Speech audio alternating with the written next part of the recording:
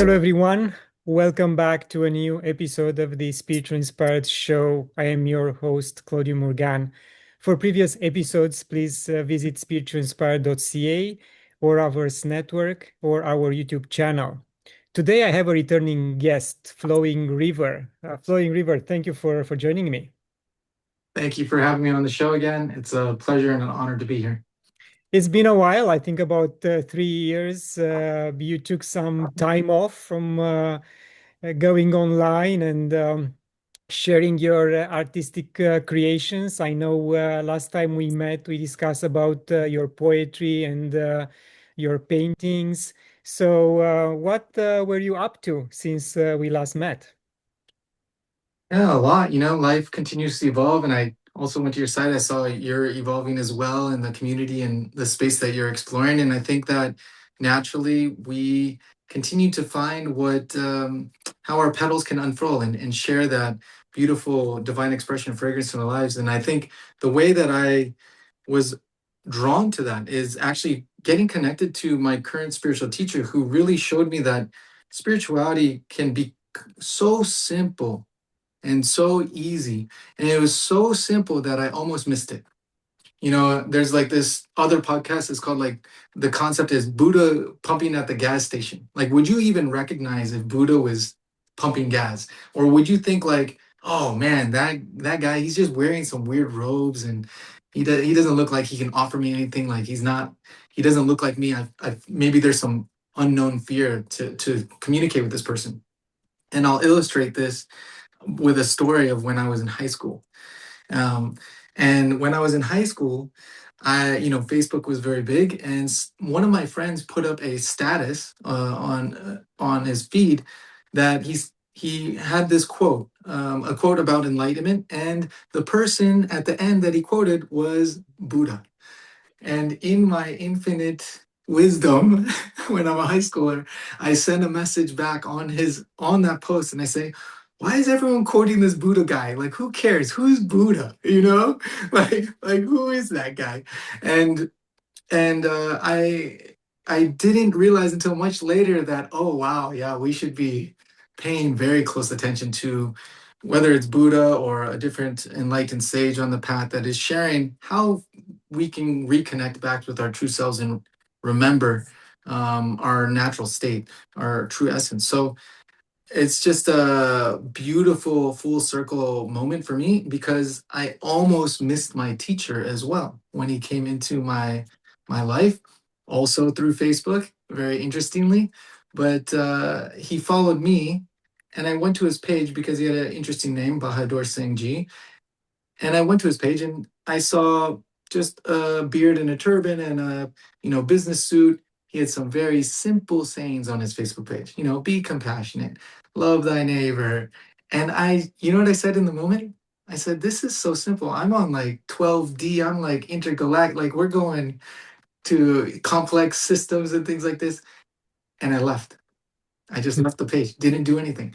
But a week later, Facebook algorithm gods brought us back together, because you know how in Facebook it'll say this person and hundreds of people like your post. I'm sure you're familiar with this.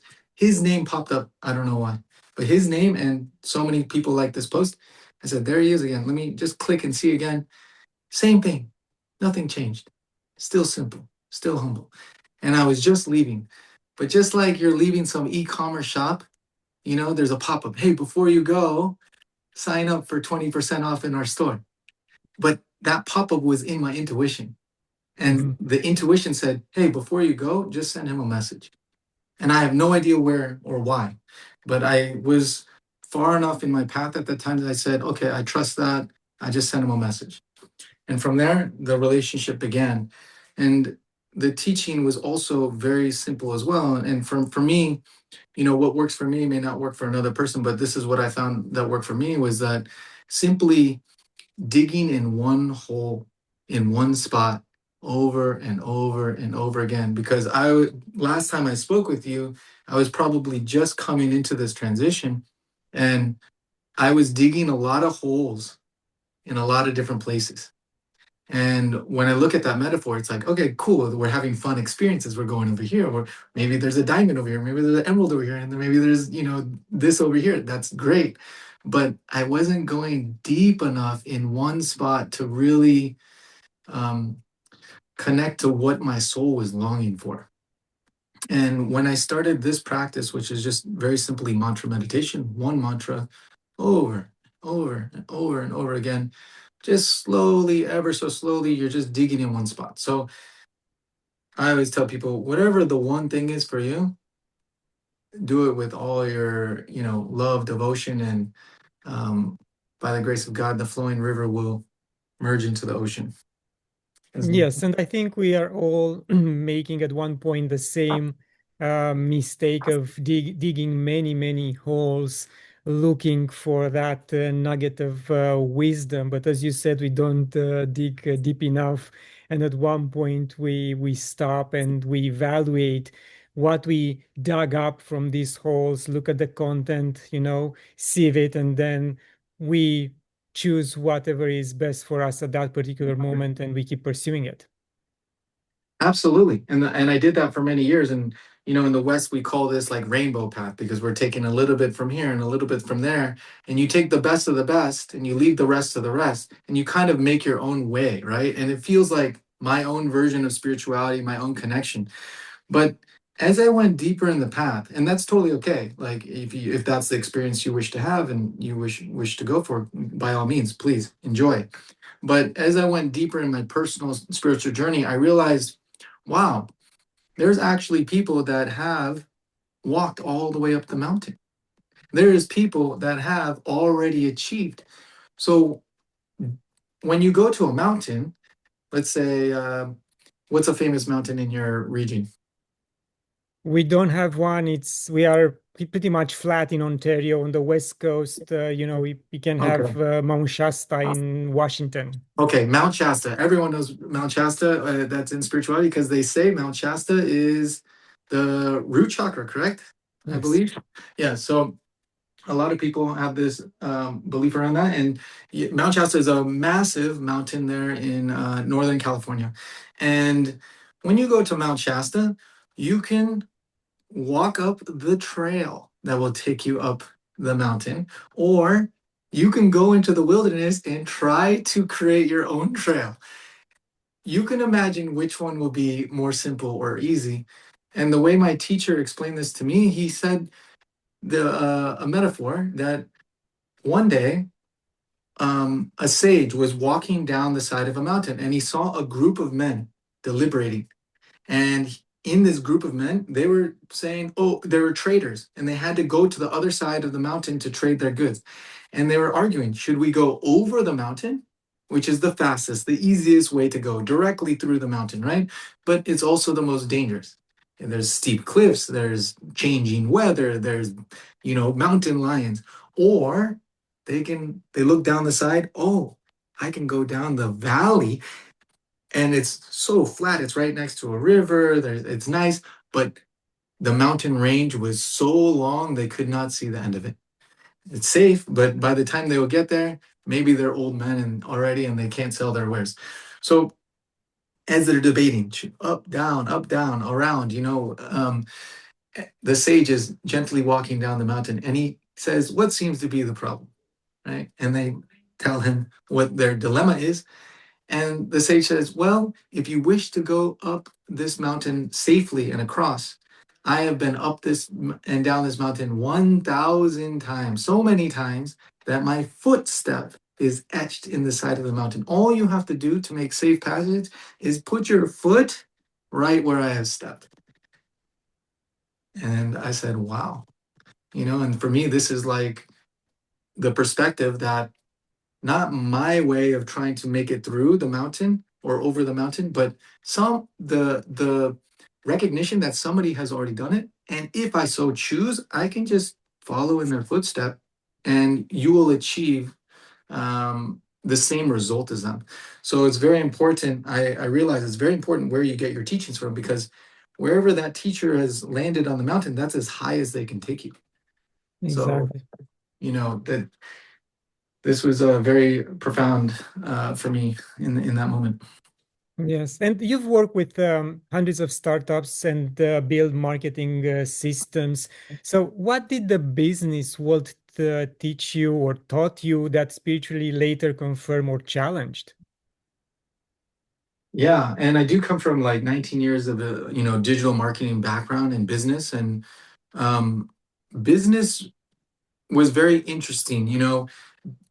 Business showed me my inner child trauma of wanting to aspire to get material wealth, to validate myself in society, to be proud for my father.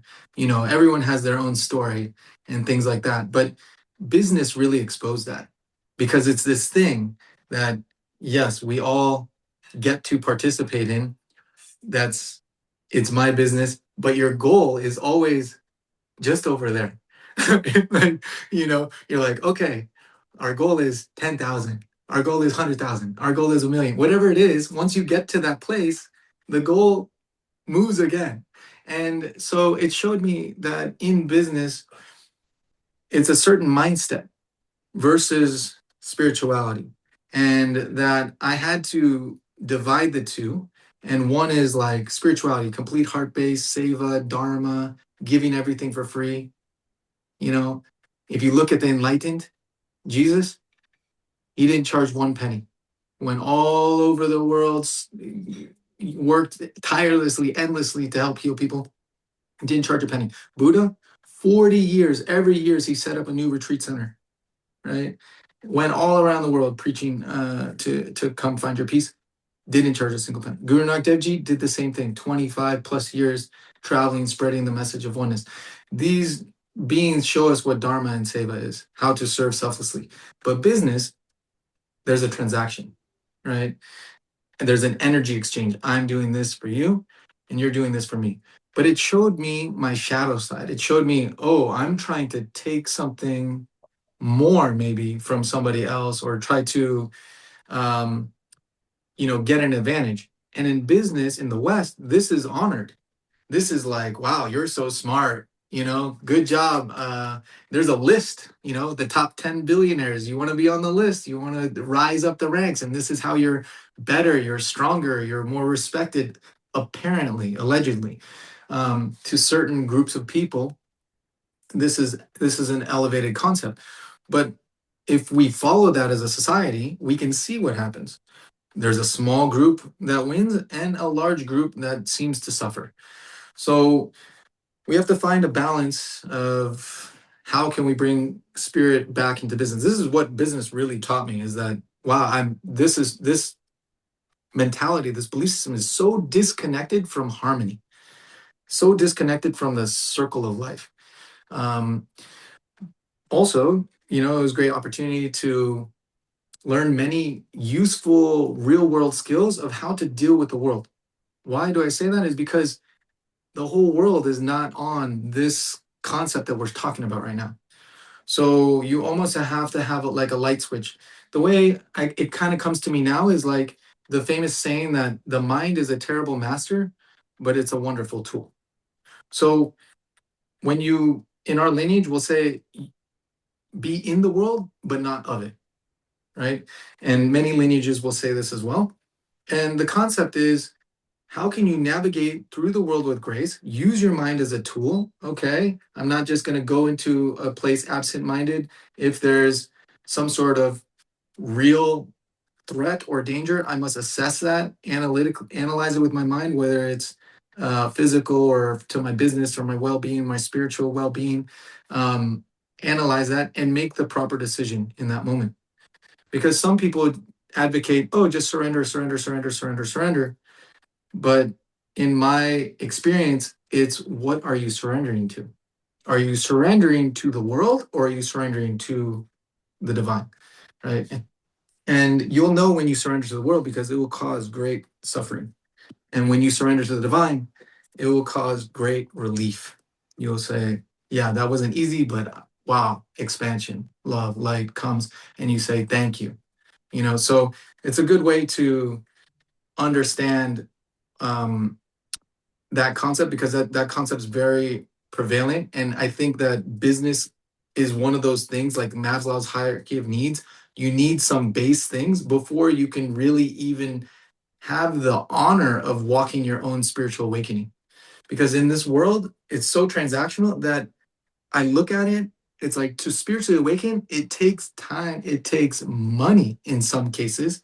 It doesn't always have to, because the divine works in mysterious ways and will send you support when you need it in the exact amount if you're willing to receive it. But when I first started and I was trying to search for things, I bought books, I bought courses, I tried to go to workshops, I traveled, I saved all my money just so I could try to figure out what the truth was. And that's part of the path. If you are born into a better karmic situation than I was, then maybe the truth is handed to you on a silver platter. But this is also not easy, because what is closest to you, sometimes you don't hold it in high regard. And the divine is masterful. And Yes, we have to work for what we want to achieve in order to appreciate it. And I think it happens in the real world as well. Look at the rich kids, they get everything for granted, and they get spoiled, they don't appreciate it. And in 2 generations, all that wealth might be gone because they don't have that appreciation of their father and or grandfather who really work hard to build up the particular empire. absolutely, great point. And yeah, I've seen that statistic as well. It's very difficult to keep it going, because just like you said, they don't know what it took. Like, and I was actually just having this conversation recently with somebody. I was like, yeah, our society, in modern day 2026 in the West, we are, as a whole, people are taking for granted all the hard work, all the sacrifices people had to create just to get people from all over the world to get together and not kill each other. Like, that's impressive, you know, and in the concept of the American dream. And of course, there's ripples going through the whole space right now, but um, the amount of energy it takes to create those agreements where people